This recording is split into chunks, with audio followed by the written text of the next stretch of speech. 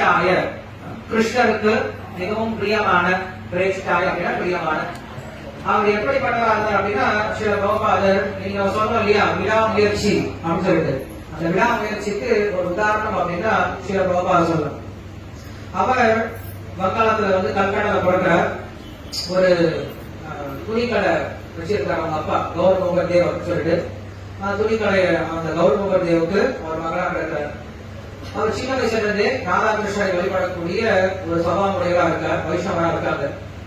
வளர வளராது அப்படின்னா அவருக்கு இந்த இந்திய விடுதலையில இந்திய விடுதலை போராட்டத்துல ரொம்ப பற்று இருக்கு.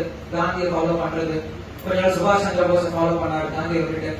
அப்புறம் நிறைய இந்த மாதிரி விடுதலை போராட்டத்துல நிறைய ஈடுபட்டு இருந்தார். ஒரு முறை அவருடைய ஃப்ரெண்ட் என்ன பண்ணாரு அப்படின்னா, இந்த மாதிரி ஒரு சுவாமி ஒருத்தர் இருக்கார் கல்கட்டால கௌடிய மட்டில, ஒரு சன்னியாசி அவரை பார்க்க போலாமா சொல்லி கூட்டிட்டு போறாரு. அவர் பேர் என்ன அப்படின்னா பக்தி சித்தாந்த சரஸ்வதி, அவருடைய குரு, பிரபுபாதுடைய குரு. அவர் பார்க்க கூட்டிட்டு போறாரு. முதல் முறையா தான் பிரபுபாது போய் அவரை ஃபர்ஸ்ட் சந்திக்கிறார். 21-22 வயசு. முதல் மீட்டிங் போய் பாக்குறாங்க. பார்த்த உடனே அவர் என்ன சொன்னார், அவருடைய குரு என்ன சொல்றாரு அப்படின்னா, அப்ப குரு கிடையாது அப்படின்னா அவர் பார்த்து என்ன சொல்றார், உனக்கு ஆங்கிலம் நல்லா தெரியும், என்ன பண்ற மேற்கத்திய நாடுகளில் போயிட்டு இந்த கிருஷ்ண பக்தியை நம்முடைய வேத கலாச்சாரத்தை பிரச்சாரம் செய்யும் அப்படின்னு சொல்றாரு. ஃபர்ஸ்ட் வந்தோடனே அவர் சொன்ன விஷயம் சொன்ன கேட்டு ஒரு ஸ்டக் ஆயிட்டார். ஏன்னா ஃபர்ஸ்ட் ஒருத்தரை பார்க்க போறோம், பார்க்கல நீங்க தான் இனிமேல மதுரை கிளையினுடைய மேனேஜரா செயல்பட போறீங்க அப்படின்னு நம்மளை பார்த்த உடனே யாராவது சொன்னாங்கன்னா எப்படி ஷாக்கா இருக்கும். இல்ல அதையும் தாண்டி இனிமேல டிஎம்ஜே நீங்க தான் மார்க்கெட்டிங்லயே நீங்க தான் ஹெட் அப்படின்னு சொன்னாங்க, எப்படி ஷாக்கா இருக்கும் ஃபர்ஸ்ட் இன்டர்வியூ வந்தவங்க. அது போல அவர் முதல் மீட்டிங் என்ன பண்ணார் அப்படின்னா, அவருக்கு ஒரு உயர்ந்த இன்ஸ்ட்ரக்ஷன் கொடுக்குறார், இந்த கிருஷ்ண பக்தியிலேயே அயல் நாடுகளை பிரச்சாரம் பண்ணுவோம் அப்படின்னு சொல்லிட்டு. அப்போ அவருக்கு இன்ட்ரெஸ்ட் கிடையாது, பக்தியில் இன்ட்ரெஸ்ட் கிடையாது. அப்போ அவர் கேட்கிறார், நம்ம நாடே அடிமைப்பட்டு இருக்கு, அடிமைத்தனத்தை வச்சு நம்ம என்ன போய் பிரச்சாரம் பண்றது, முதல்ல நம்ம என்ன பண்ணணும், விடுதலை வாங்கணும், விடுதலை வாங்கினதுக்கு அப்புறம் என்ன பண்ணலாம், நம்ம பிரச்சாரம் பண்ணலாம், முக்தி பண்ணலாம் அப்படின்னு சொல்றாங்க. அப்போ அவர் சிரிக்கிறார், அவருடைய குரு சிரிக்கிறார். விடுதலைனா என்ன, விடுதலை நினைச்சிட்டார். இந்த உலகத்துல விடுதலை அப்படிங்கிறது யாருக்கும் கிடையாது, எல்லாரும் அடிமைப்பட்டுதான் கிடக்கும் இல்லையா. ஒண்ணு இந்த கவர்மெண்ட் இல்லைன்னா இன்னொரு கவர்மெண்ட், இந்த எருமை இல்லைன்னா இன்னொரு எருமை இல்லையா, ஏதாவது ஒரு எருமை கீழே இருந்தாலும் இந்த எருமைக்கு தான் இன்னொரு எருமை சூஸ் பண்றோம், அவ்வளவுதானே தவிர எப்பயும் நம்ம யாருக்கு அடிமையா தான் இருந்தே ஆகவே தவிர யாருக்கும் விடுதலை அப்படிங்கிறது கிடையாது. இன்னும் சொல்ல போனோம் அப்படின்னா, நமக்கே நம்ம அடிமையா வாழ்ந்துட்டு இருக்கோம். நம்முடைய குழந்தைகளை நம்ம அடக்க முடியல அப்படின்னா நம்முடைய குழந்தைகளுக்கு நம்ம என்ன ஆயிடும், அடிமையா வாழி போயிடும். அதனாலதான் யக்ஷ பிரச்சனம் அப்படின்ற ஒரு இடத்துல மகாபாரதத்துல யுதிஷ்டிர மகாராஜன் கேட்பார், யக்ஷன் கேட்பார், இந்த உலகத்துல ரொம்ப ஆச்சரியமான விஷயம் அது அப்படின்னு சொல்லி கேட்பார். ரொம்ப ஆச்சரியமான விஷயம் நம்ம என்ன சொல்லுவோம், உடனே பைசா நகரம், பைசா கோபுரம், தாஜ்மஹால் சொல்லிட்டு இருக்கோம். ஆனா அவர் சொல்ற ரொம்ப ஆச்சரியமான விஷயம் என்ன அப்படின்னா, ஒரு கிளி கூண்டு, அந்த கிளி கூண்டுல 9 ஓப்பனிங்ஸ் இருக்கு, 9 கேட் இருக்கு. எல்லா கேட்டுமே ஓபனா இருக்கு, எல்லா கேட் ஓபனா இருக்கும், உள்ள இருக்கக்கூடிய கிளி வெளில பறக்க மாட்டேங்குது. யூஸ்வலா கிளி கூண்டுல ஓபன் பண்ண என்ன ஆகும், கிளி உட்கார்ந்துடும். ஆனா இந்த கிளி கூண்டு எப்படி இருக்கு, ரொம்ப ஆச்சரியமா இருக்கு. எப்படி இருக்கு, ஓபனா தான் இருக்கு, கேட் ஓபனா தான் இருக்கு, ஆனா கிளி என்ன ஆக மாட்டேங்குது, வெளில பறந்து போக மாட்டேங்குது. இதுதான் ரொம்ப ஆச்சரியமான விஷயம் அப்படின்னு சொல்றாரு. அதுக்கு முன்னாடி ஒரு விஷயம் சொல்றாரு, என்ன சொல்ற அப்படின்னா, ரொம்ப இந்த உலகத்துல ஆச்சரியமான விஷயம், ரொம்ப ஆச்சரியமான விஷயம் ரெண்டு சொல்றாரு. ஒரு ஆச்சரியமான விஷயம் என்ன அப்படின்னா, நான் பாக்குறேன் எங்க தாத்தா பாட்டி என்னை விட்டு போனாங்க, எங்க அப்பா அம்மா கொஞ்சம் கொஞ்சமா என்னை விட்டு போக ஆரம்பிக்கிறாங்க, என்னோட ஃப்ரெண்ட்ஸ் எல்லாம் போக ஆரம்பிக்கிறாங்க, சுத்தி இருக்கவங்களும் ஒரு நாள் போயிட்டே இருக்காங்க. ஆனா நான் மட்டும் என்ன நினைக்கிறேன், இந்த உலகத்துல நிரந்தரமா வாழ போறேன் அப்படின்னு நினைக்கிறேன் இல்லையா. இந்த ஒரு எண்ணம் தான் ரொம்ப ஆச்சரியமா இருக்குது. நம்ம தினசரி பாக்குறோம், ரோடு ஆக்சிடென்ட்ல பாக்குறோம், நோய் பாக்குறோம், எல்லாம் பார்த்துட்டு நினைக்கிறோம் எனக்கு வராங்க, எனக்கு நடக்காது அப்படின்னு நினைக்கிறோம். இது ரொம்ப ஆச்சரியம் சொல்லி சொல்றோம். இதை விட ஆச்சரியமான விஷயம் என்ன அப்படின்னா, இந்த உடல் இருக்கு இல்லையா, இந்த உடல்ல ஒரு கிளி கூண்டு மாதிரி, இதுல 9 துவாரங்கள் இருக்கு. கண்ணு, மூக்கு, வாய், காது, மலைஜலம், கழிக்கூடிய அப்படின்னு சொல்லிட்டு 9 ஓட்டைகள் இருக்கு. இந்த ஓட்டைகள் ஓப்பனா தான் இருக்கு. ஆனா உள்ள இருக்கக்கூடிய ஆத்மா அப்படின்ற கிளி என்ன ஆகும், உள்ள இருந்து வெளில போகாது. ஏன்னா இந்த உடம்பு அவ்வளவு பற்றுதல். யாரும் இந்த உடம்பு விட்டு போகணும் அப்படின்னு யாருக்கும் ஆசை கிடையாது. எவ்வளவுதான் உடம்பு வீணா போனாலும், நோய் வந்தாலும் இந்த உடம்புல இருக்கணும், இந்த உடம்புல பற்றோட இருப்பாங்க. அவர் என்ன சொல்றாரு, இதுதான் ரொம்ப ஆச்சரியம் அப்படின்னு சொல்றாங்க. அது போல நாம் எல்லாரும் இந்த உடம்புல பந்தப்பட்டுதான் கிடக்கிறோம். எல்லாரும் இந்த இயற்கையுடைய சட்டங்களுக்கு அடிமையா தான் கிடக்கிறோம். யாரும் சுதந்திரமா இருக்க முடியாது. சுதந்திரமா இருக்கணும் அப்படிங்கறதே ஒரு தப்பான எண்ணம். சின்ன குழந்தைங்க பெற்றோருடைய பாதுகாப்புல இருக்கணும், பெரியவங்க குருவுடைய பாதுகாப்புல இருக்கணும், குரு அப்படின்றவர் கடவுளுடைய பாதுகாப்பு இருக்கணும். மொத்தம் எல்லாருமே என்ன பண்றோம் அப்படின்னா, யாராவது ஒருத்தருடைய கண்காணிப்பு வெளியே இருக்கு. எப்ப நம்ம சுதந்திரமா இருக்குன்னு நினைக்கிறோம் அப்ப என்ன ஆயிடும், நம்ம தவறான வழிக்கு போக ஆரம்பிச்சோம். நம்ம ஆபீஸ்ல இருக்கிறதுனால ஒரு கண்ட்ரோல் இருக்கும். ஆபீஸ் இல்ல, உங்களுக்கு வேலை இல்லை அப்படின்னு என்ன ஆகும், மைண்ட் உடனே தப்பான காரியங்களை செய்ய ஆரம்பிச்சோம். சோ இந்த சுதந்திரமா இருக்கிறது அப்படிங்கிறது ஒரு தவறான எண்ணம். யாரோடைய கண்ட்ரோலையாவது இருக்கிறது அப்படிங்கிறது ரொம்ப சேஃபான விஷயம். சோ அத இந்த விஷயத்துல ஸ்ரீல பிரபுபாதருக்கு அப்பா, அவர் பேரு அபய் சரண். சோ அவர்கிட்ட அதை சொல்றாரு. சொல்லி முடிச்சோட இதை யோசிச்சு பார்க்கிறார், பிரபுபாத யோசிச்சு பார்க்கிறார். உண்மைதான், அவன் சொல்றது உண்மைதான். உண்மையான சுதந்திரம் அப்படிங்கிறது ஒரு சின்ன குழந்தைக்கு உண்மையான சுதந்திரம் என்னது, அப்பா அம்மா கையை விட்டு ஓடி போறது கிடையாது. உண்மையான சுதந்திரம் என்னது, அப்பா அம்மாவுடைய கையை பிடிச்சிட்டு போறது இல்லையா. அப்பா அம்மாவுடைய கையை பிடிச்சிட்டு போனா அப்படின்னா அவனுக்கு எந்த பயமும் கிடையாது, சுதந்திரமா போல எந்த எதிர்ப்பும் இல்லாம போயிட்டு இருக்கலாம். எப்ப அப்பா அம்மாவை கையை விட்டுட்டு நான் ஓடி போன சுதந்திரமா போன நினைக்கிறனோ அப்பதான் அவனுடைய பிரச்சனை ஆரம்பிக்குது. அதே போல இந்த ஆத்மாவுக்கு உண்மையான எது சுதந்திரம் அப்படின்னா, நாம் எப்ப பகவானுடைய தஞ்சத்துக்கு வரணும், அவருடைய பாதுகாப்புக்கு வரமோ அதான் நம்முடைய உண்மையான சுதந்திரம். எப்ப அவர்கிட்ட பிரிஞ்சு வந்துட்டோமோ அனாதைகளா சுத்திட்டு இருக்கோம், இது பேரு சுதந்திரம் கிடையாது அப்படிங்கிற விஷயத்த அப்ப எக்ஸ்பிளைன் பண்றாரு. பிரபுபாத புரிஞ்சுக்கிட்டார். அதுக்கப்புறம் ரொம்ப வருடம் ஆகுது, பிரபுபாதுக்கு தீட்சையும் கிடைக்குது. அதுக்கப்புறம் என்ன பண்றாரு, அவர் தன்னுடைய வேலையை பண்ணிட்டு இருக்காரு, அவர் பிசினஸ் பண்றாரு. அவர் இந்த மெடிசன் எல்லாம் விற்கிறோம் இல்லையா, மெடிக்கல் ஷாப் இருக்கு இல்லையா, அது மேனுபேக்சரிங் பண்ணக்கூடிய பிசினஸ் பண்ணிட்டு இருக்காரு. ஓரளவு நல்லா பிசினஸ் பண்ணிட்டு இருக்காரு. ஆனா அவருடைய குரு சொன்ன வார்த்தை மட்டும் என்ன ஆயிடுச்சு அவருடைய மனசுல ஆவா பதிஞ்சிருச்சு. என்ன சொன்னார் அவரு, நீ ஆங்கிலத்துல பிரச்சாரம் செய்யணும், கிருஷ்ண பக்தியை கொண்டு போறோம். ஏன்னா இந்தியாவில என்ன ஒரு ட்ரெண்ட் வந்துச்சுன்னா இப்பயும் அந்த ட்ரெண்ட் தான் இருக்கு. ஏதாவது ஃபாரின்ல இருந்து வந்துச்சுன்னா என்ன பண்றது, உடனே ஏத்துக்கிறோம். இந்தியாவில் அப்படின்னு சொன்னா ஏத்துக்கிறது, மேட் இன் இந்தியா அப்படின்னு யாரும் ஏத்துக்கிறது கிடையாது. இந்தியாவுடைய ப்ராடக்ட் ஃபாரின் அனுப்பி வச்சு அந்த பிராண்ட் போட்டு மேட் இன் அமெரிக்கா அப்படின்னு சொன்னா உடனே என்ன பண்றாங்க, ஏத்துக்கிறோம். சோ அதான் சில பிரபுபாதர் பாக்குறாரு, இந்த கிருஷ்ண பக்தியை நம்முடைய கலாச்சாரத்தை மக்கள் விட ஆரம்பிச்சுட்டாங்க. இதனுடைய உயர்த்தமை அவங்களுக்கு புரியறது கிடையாது. எல்லாம் என்ன பண்றாங்க, அமெரிக்கன் கல்ச்சரை ஃபாலோ பண்ண ஆரம்பிச்சுட்டாங்க. அதனால இந்த கிருஷ்ண பக்தி என்ன பண்ணலாம், முதல்ல நாங்க எக்ஸ்போர்ட் பண்ணிடலாம். அதுக்கப்புறம் அங்க நீங்க இம்போர்ட் பண்ண அப்படின்னா எப்ப வெள்ளக்காரங்களா சேர்ந்து பாட ஆரம்பிக்கிறாங்களோ ஆட ஆரம்பிக்கிறாங்களோ நம்மளும் சேர்ந்துப்பாங்க அப்படின்ற ஐடியா இருந்தார். சோ அவன் என்ன பண்ணா, இந்த விஷயம் அவருடைய மனசுல ரொம்ப ஆழமா பதிஞ்சிச்சு.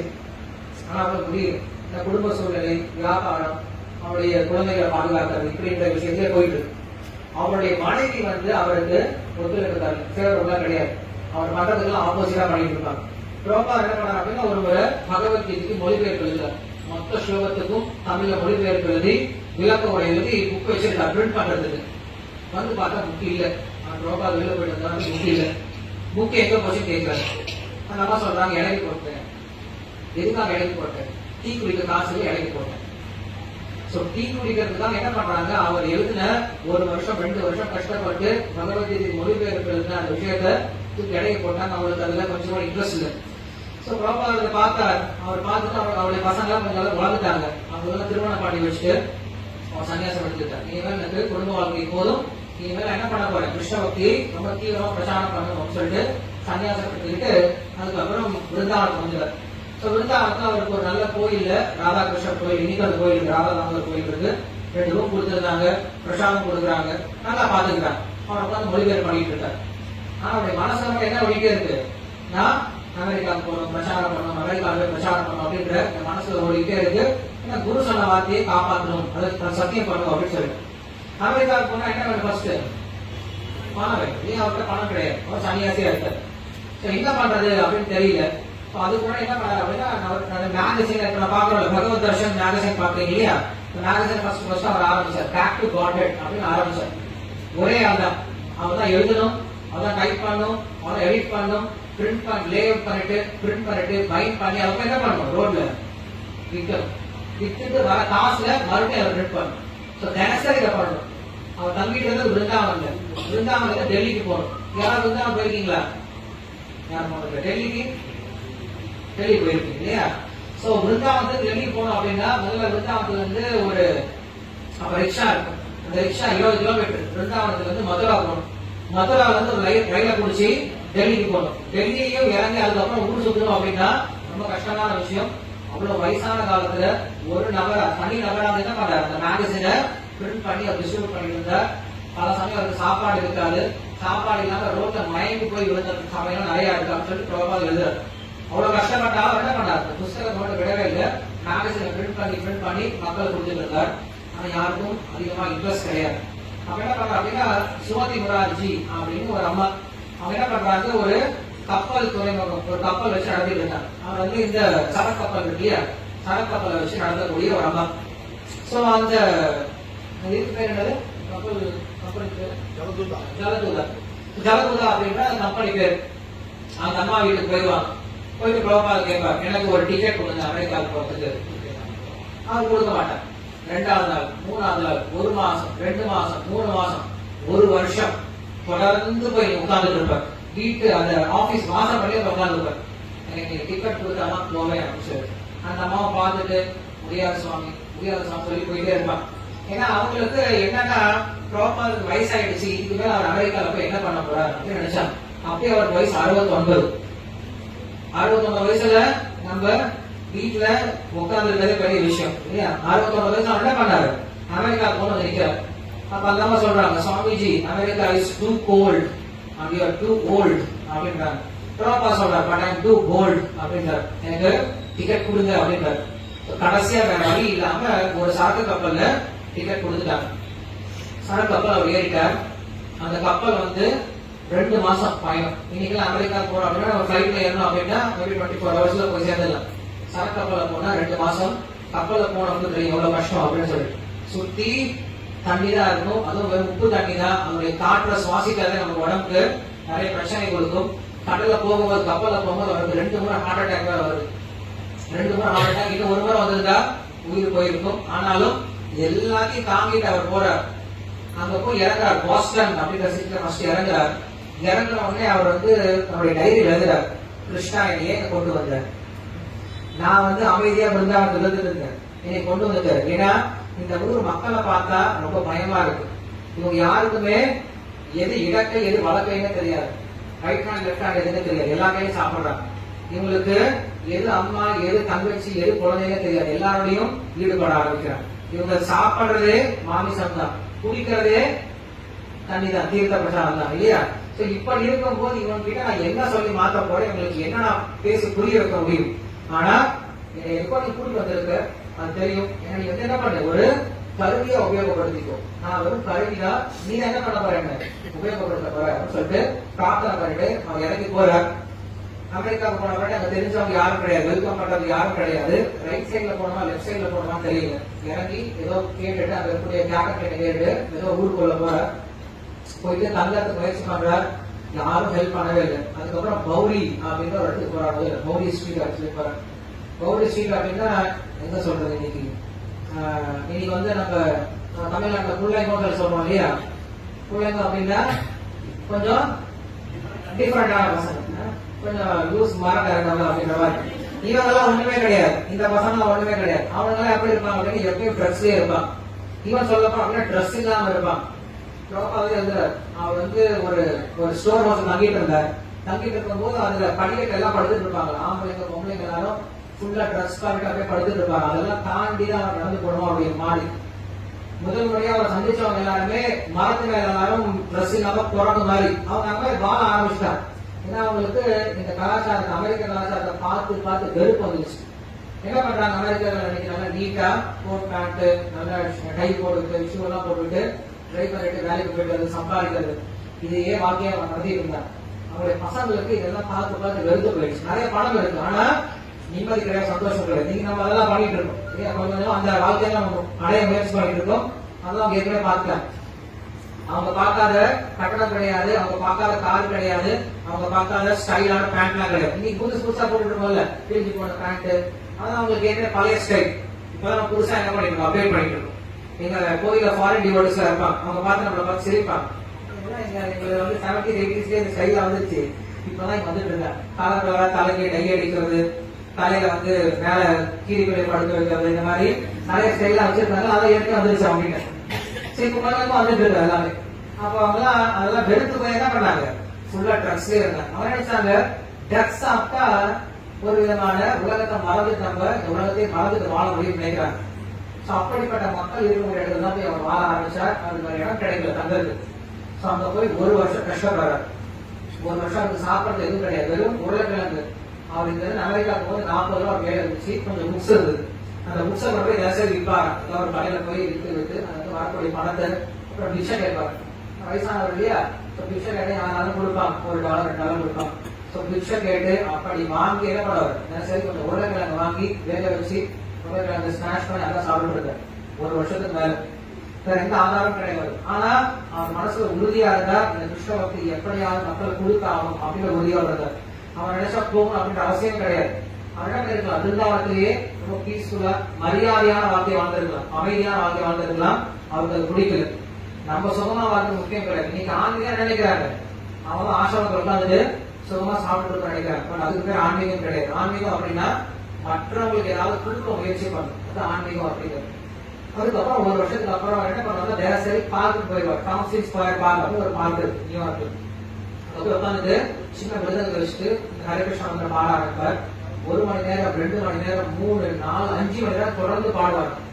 பாடும்போது அந்த ட்ரக்ஸ் இருக்கவங்க என்ன பண்ணுவாங்கன்னா போதை வந்து என்ன பண்ணுவாங்க, எல்லாரும் ஆட ஆரம்பிப்பாங்க. அவங்களோட இன்ஸ்ட்ருமெண்ட்ஸ் எல்லாம் கொண்டு வந்து வாசிச்சுக்கிட்டு ஆட ஆரம்பிப்பாங்க. இப்படிதான் முதல் ஹரே கிருஷ்ணா இப்ப ஆரம்பிச்சது. நீங்க ஓல்டு இஸ்கான் வீடியோஸ்ல எடுத்து பாத்தீங்க அப்படின்னா இன்னைக்கு பாத்தீங்க அப்படின்னா ட்ரக்ஸோட என்ன பண்ணுவாங்க, எல்லாம் ஆம்பளை பொண்ணுங்க சேர்ந்து சுத்தி வந்து பாடிட்டு இருப்பாங்க. அப்படி பாட பாட என்ன ஆகுது அப்படின்னா இந்த மந்திர வைப்ரேஷன் இருக்கு, இதை அவங்க கொஞ்சம் கொஞ்சமா பியூரிஃபை பண்ண ஆரம்பிச்சாங்க. மைண்டை கொஞ்சம் கொஞ்சமா கிளீன் பண்ண ஆரம்பிச்சு. அதுக்கப்புறம் வீட்டுக்கு கூப்பிட்டார், மந்திருக்கு இடத்துக்கு கூப்பிட்டார். எல்லாரும் வந்து பணம் கொடுத்தாரு. அவர் என்ன பண்ணாரு, நல்லா சமைப்பார், ரொம்ப நல்லா சமையல் தெரியும். பக்கத்துல எல்லாத்தையும் எக்ஸ்பர்ட்டா இருக்காங்க. என்ன பண்ணாரு, நல்லா இந்தியன் டிஷ் சமைச்சு எல்லாரும் என்ன பண்ணாரு, சர்வ் பண்ணார். எல்லாரும் சாப்பிட்டு தட்டை அப்படி அப்படியே போட்டு போயிருவாங்க. எல்லா தட்டையும் கலர் வேலையும் அவர் தான் பண்ணுவார். கொஞ்சம் யோசிச்சு பார்க்க, குரு வந்து ஒரு சிஷ்யனுடைய தட்டை கழுவுறது அப்படிங்கிறது நீங்க யோசிச்சு பார்க்க முடியாத விஷயம். அவருடைய தட்டை கழுவுறதுல இருந்து அவங்களுக்கு எல்லா ஹெல்ப் பண்ணிட்டு இருந்தார். அதுக்கப்புறம் அவங்களுக்கு கொஞ்சமா மனசுல மாற்றம் வர ஆரம்பிக்குது. இவர்கிட்ட ஏதோ உண்மையான விஷயம் இருக்கு. ஏன்னா இவ்வளவு கஷ்டப்பட்டு இவ்வளவு வயசான காலத்துல வந்து இவ்வளவு விஷயம் நம்ம செய்ய மாட்டான்னு சொல்லிட்டு அவங்க என்ன பண்ணாங்க, பகவத்கீதை கேட்க ஆரம்பிச்சாங்க. சரி பகவத்கீதை கிளாஸ் கொடுக்க ஆரம்பிச்சாரு. அப்புறம் கொஞ்சம் மனுஷன் பசங்க எல்லாம் வர ஆரம்பிச்சாங்க. எல்லாம் யங் பர்சன் தான், எல்லாரும் ஹிப்பீஸ் தான், பெண்கள் ஆண்கள் எல்லாமே ஒட்டுக்காக உட்காந்து பாட ஆரம்பிச்சாங்க, பகவத்கீதை கேட்க ஆரம்பிச்சாங்க. அதுக்கப்புறம் அங்க இருந்து ராக் ஃபெஸ்டிவல் கொண்டு போவோம். அப்புறம் ராக் ஃபெஸ்டிவல் ரொம்ப ஃபேமஸ். சில ராக் ஃபெஸ்டிவல் பிரபாத கூட்டிட்டு போவார். இவர் அங்க என்ன பண்ணுவார், இந்த ஹரே கிருஷ்ண மந்திரத்தை பாடுவார். சொன்னாயிடுச்சு, இது ஒரு பெரிய புரட்சியா மாறிடுச்சு. அமெரிக்கா எல்லாருக்கும் இந்த ஹரே கிருஷ்ணா மந்திரம் அப்படிங்கிறது ஒரு ஃபேமஸான ஒரு டியூனா மாறிடுச்சு. ஜார்ஜ் ஹாரிசன் அப்படின்ட்டு ரொம்ப ஃபேமஸான ஒரு சிங்கர். மைக்கேல் ஜாக்சன் இருந்தார் இல்லையா, அவருக்கு முன்னாடி. இப்ப நீங்க சர்ச் பண்ணி பாருங்க, பீட்டல்ஸ் அப்படின்ட்டு ஒரு பாப் குரூப் இருக்கும். அதுல ஜார்ஜ் ஹாரிசன் அப்படின்றவர், அவர் ரொம்ப ஃபேமஸ் ஆனது வேர்ல்டு. அவர் பிரபாதருடைய பக்தனா மாறினார். அவர் இந்த ஹரே கிருஷ்ணா மந்திரத்தை பாட ஆரம்பிச்சார். உலகம் முழுக்க ரொம்ப ஃபேமஸ் ஆயிட்டார். அதுக்கப்புறம் பிரபாதர் என்ன பண்ணாருன்னா, ஒரு அமெரிக்கால வந்ததுல இருந்து 12 வருஷம் தான் உயிரோட இருந்தார். 70 வயசுல போனார், 82ல கிளம்பிட்டார் உலகத்தை விட்டு. 12 வருஷம் தான் இருந்தார். இந்த 12 வருஷத்தை உலகத்தை 14 முறை சுத்தி வந்தார். உலகம் முழுக்க 14 முறை ரவுண்ட் போயிட்டு வந்தார். ஒரு முறை நம்ம டிராவல் பண்ணணும், ஃபிளைட்ல டிராவல் பண்ணணும் அப்படின்னாலே நம்மளுக்கு ஜெட் லாக் வரும், டயர்ட்னஸ் வரும் இல்லையா. ஆனா பிரபாகர் அதெல்லாம் கிடையாது. தொடர்ந்து டிராவல் பண்ணிட்டே இருந்தார், தொடர்ந்து பிரச்சாரம் பண்ணிட்டே இருப்பார். ஒரு நாளுக்கு ஒரு தூங்குற டைம் 2 மணி நேரம் தான், 10 மணில இருந்து 12 மணி வரைக்கும். 12 மணிக்கு எழுந்து உட்கார்ந்துருப்பார். உட்கார்ந்து புத்தகத்தை மொழிபெயர்ப்பு பண்ணுவார். படிக்கக்கூடிய பகவத்கீதை பாகவதம் எல்லாத்துக்கும் டிரான்ஸ்லேஷன் கொடுப்பார். காலையில் 4 மணிக்கு முடிச்சுட்டு எழுந்து குளிச்சுட்டு 4 மணிக்கு மங்களாரத்தி வந்துடுவார். அதுக்கப்புறம் ஜபம், அதுக்கப்புறம் மறுபடியும் உபன்யாசம், மறுபடியும் நிறைய ப்ரோக்ராம் அட்டன் பண்றது. இப்படிட்டு 12 வருஷம் தான் ஸ்பெண்ட் பண்ணார். 108 கோயில்களுக்கு மேல கட்டினார். லட்சக்கணக்கான பக்தர்கள் உருவாக்கினார்.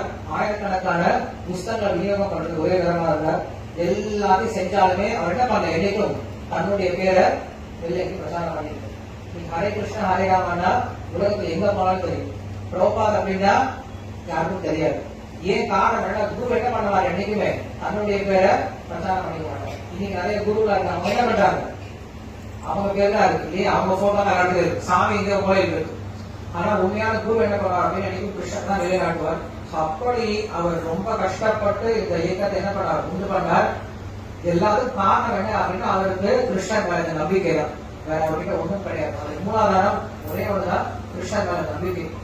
அவர் பின்னாடி யார் வந்தாங்க அப்படின்னா, அன்னைக்கு ரொம்ப நல்லா படிச்ச, ரொம்ப டேலண்டான நிறைய ஃபாரினர்ஸ், நிறைய வெஸ்டர்ன்ஸ் என்ன பண்ணாங்க, அவங்கள ஃபாலோ பண்ண ஆரம்பிச்சாங்க.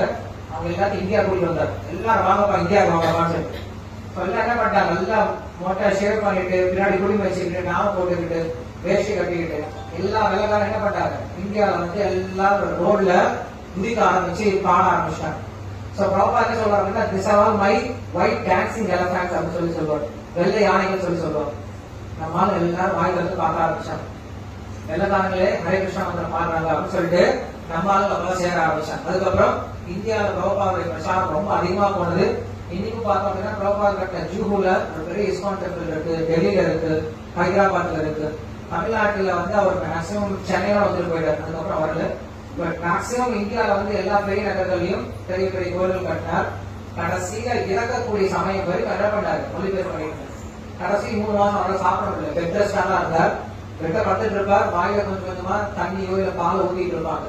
அந்த சமயத்துல என்ன பண்ணார் அப்படின்னா அவருக்கு ஸ்லோகம் சொல்லிட்டே இருப்பாங்க. அந்த ஸ்லோகத்துக்கான மொழிபெயர்ப்பு அதுக்கான விளக்கத்தை அவர் சொல்லிட்டே இருப்பார். அந்த பக்தர்கள் எழுதி நமக்கு பாகவதம் அப்படின்ற இதுல கொடுத்துருக்காங்க.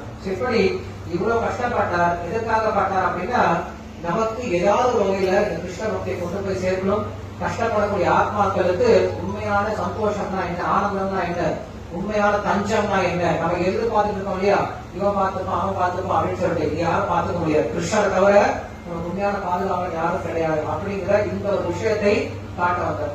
கிருஷ்ணர் நம்பி இருக்கோம் அப்படின்னா அவர் எல்லாத்தையும் கொடுப்பார் அப்படிங்கிற அந்த உதாரணத்தையும் காட்டினார். அவர் வாழ்க்கை உதாரணம், என்னுடைய வாழ்க்கை உதாரணம், நிறைய பேருடைய வாழ்க்கை பார்க்கலாம். கிருஷ்ணர் நம்பி இருந்தோம் அப்படின்னா அவர் நமக்கு தேவையானது எல்லா வசதியும் செஞ்சு கொடுக்குறாரு அப்படின்ற அந்த நம்பிக்கையை உண்டுபடுத்துறதுதான் வாழ்க்கை ரொம்ப இருந்தது. அவருடைய மறைவு நாள் இன்னைக்கு. சில பிரபா அவர் மறைந்தது கூட நமக்கு உதாரணமா கொடுக்குறாரு. எப்படி ஒரு இந்த உலகத்தை விட்டு போகணும் அப்படின்னு சொல்லி, எப்படி போகணும் அப்படின்னா அந்த காலேஜ நாமேவ ஸ்மரண் முக்வா கலேவரம் எப்படியாதி சமத்பாவம் யாதி நாஸ்தி அர்த்த அசம்சயம் சொல்றார். இறக்கும் தருவாயில் யார் ஒருவன் என்னை நினைத்துக் கொண்டு இந்த உடலை விட்டாலும் அவன் மறுபடியும் இந்த உலகத்தை பார்ப்பது கிடையாது, என்னுடைய உலகத்தை வந்து சேரான்னு சொல்றான். எப்பயுமே கிருஷ்ணனுடைய உணர்வு இருக்கும். அது நம்ம என்ன பண்றோம், இப்ப இருந்து இன்னும் பயிற்சி பண்றோம். எதுக்காக இந்த ஃபெஸ்டிவல் வைக்கலாம் தெரியுமா உங்களுக்கு?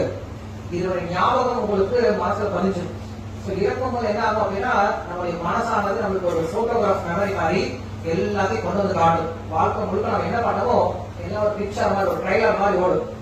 அப்படி ஓடும் போது எந்த ஒரு விஷயங்கள் நம்மளுக்கு வந்து மைண்ட் போய் நிக்குதோ அங்கதான் நம்ம அடைய போறோம். சோ மைண்ட் போய் எங்க நிற்கும், நம்ம எந்த விஷயத்த ரொம்ப பற்றுதோட செஞ்சோமோ அங்கதான் என்ன பண்ணோம், மைண்ட் போய் நிற்கும். சோ அப்ப இந்த மாதிரி ப்ரோக்ராம் பண்ணும்போது என்ன ஆகும், இந்த விஷயம் நம்ம மைண்ட்ல ஸ்டோர் ஆகும்.